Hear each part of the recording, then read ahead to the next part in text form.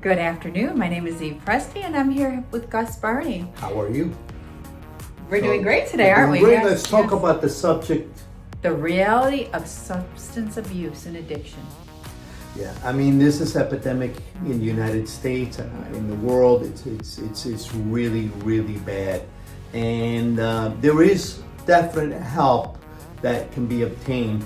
You want to let people know what the percentages are of people suffering and not recovering and relapsing. Yes, it's 3%, but in reality, they're saying it's only 1% of the total population that really recovers from addiction.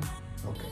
Now, with drug addiction, let's get into the reality of it. It just seems that we're just numbers, and we're in numbers to insurance companies, to these practitioners, and so forth and so on.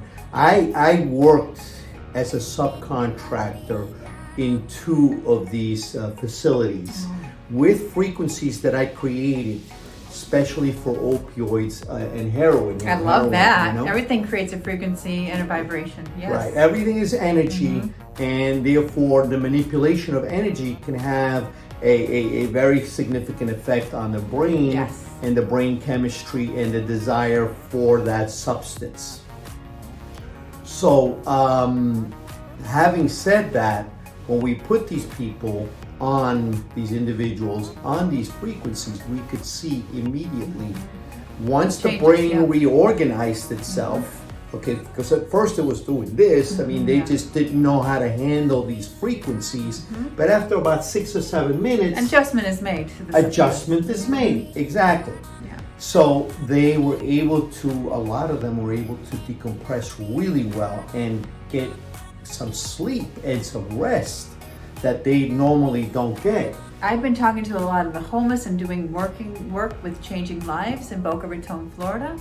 And a lot of these people who are addicted, they come from a place of pain, emotional turmoil. I've even worked in doing hypnosis with a lot of them, and they have issues from way back when, that were never released or let go. So the subconscious mind plays a big role in addiction. Yeah. And the thing is this, as much as we've made huge breakthroughs with the frequencies, that I happen to see firsthand how it started working on shutting down the receptor site that keeps them addicted to the drug. Okay, there's way more to it than this. It's a light up. It's like a machine that goes off. It lights up. It's just like anyone who does something that gets them excited and they'd like to do it. It's addictive behaviors, addictive patterns. The light goes off and it gives them this euphoric feeling. We're stopping that cycle, breaking those synapses and disconnecting those cords. Right. The main issue here is that it's not only just shutting down the receptor site to the heroin, the cocaine, the crack, whatever drug of choice that they have. There's much more to it than that, because these people are not comfortable in their own skin. Correct. They're Absolutely really correct. uncomfortable in their own skin. So they need real spiritual counseling. Self-love is the answer. It heals.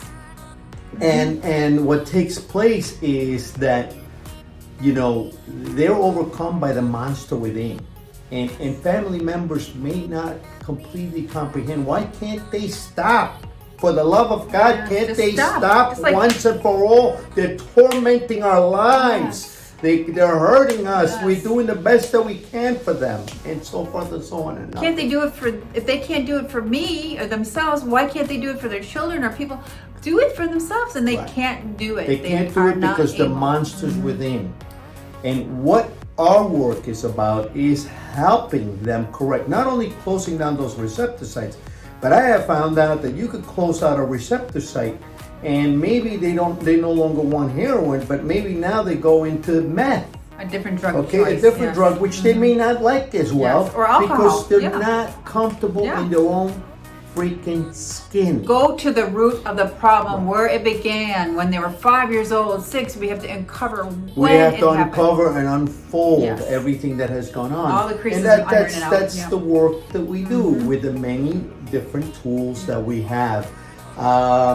But we also here to help those family members, the caretakers. The burnout with the caretakers. They're depleted mentally, physically, and emotionally because they are living that thing, that disaster, that horrible addiction with that person who has it. They are living that every day in their mind too. They're burnt out from all the emotional trauma and the sadness. Yeah. A friend of mine sent me a person to help them with the drug addiction, with the daughter's heroin addiction. Gorgeous, beautiful girl, 23 years old. Oh. The father had to put her in jail, I don't know, more than one time. There was real issues. There was, he goes to me, Gus, listen, I know that you can help my daughter. I am certain of that. But is there something you can do for me? Because, these people are so tormented and so brutalized from this experience that, they themselves can become dysfunctional. They're emotional wrecks. They're emotional wreck. So, this is where we think that we are advocates trying to help and aid and assist. And this is near and dear because my stepdaughter passed away in 2002 of a heroin addiction, and she was in rehab and she died. I mean, it's the grim reality that a lot of people do not make it. It's near and dear to my heart. It's such a sensitive topic that we need to address the mental aspects of what is going on in that person's life, really. And it's dear, and it's very dear to my heart. My partner's daughter was addicted to heroin addiction, and my partner had to take on the 3 grandchildren, okay? But now what happened is that when her daughter, died of an overdose, of a heroin overdose, within a month of that, what happened? She got cancer. This is the cells, the upset, the sadness, the unhappiness.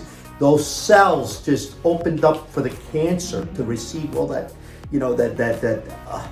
just the hardship. Sadness is alkalinity. It changes the chemistry of the blood. They're feeling guilty for, not being able to do enough in this situation. That she got cancer. Then she got brutalized because of the cancer. And what happened to her is she passed away. But in the process, she wasn't the only one that passed away. Months before she passed away, her mother couldn't take what was happening to her daughter with the cancer, and she died of a heart attack. So there was 3 deaths in all of this horrible thing that we have called substance it's a living nightmare. abuse. It really is for the families and the person going through it. It's a nightmare. So anyway, we hope that that you understand that we're here to be able to help with this, and our hearts are into it. Our hearts totally, our heart and soul is totally into this, and we know that we can solve this problem. So please subscribe, like, and share. Blessings, everyone. Blessings. Take care.